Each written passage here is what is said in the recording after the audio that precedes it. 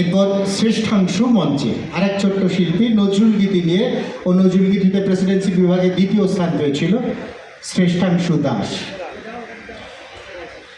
শ্রেষ্ঠাংশুর পর আরাত্রিকা ব্যানার্জি। আরাত্রিকা ব্যানার্জিকে অনুরোধ করব মঞ্চের পাশে উপস্থিত থাকার জন্য। লোকসঙ্গীতে আরাত্রিকা দ্বিতীয় স্থান পেয়েছিল।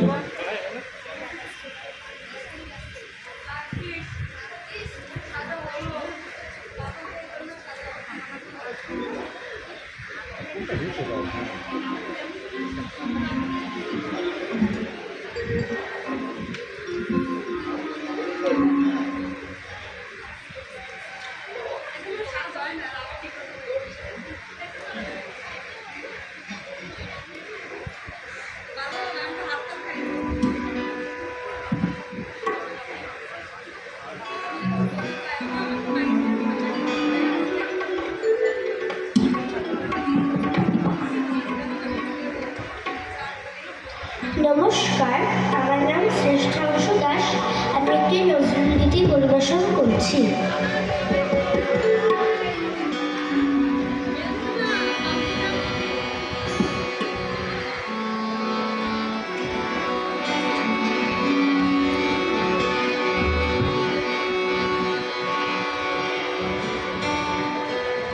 মোরে ঘুম ঘরে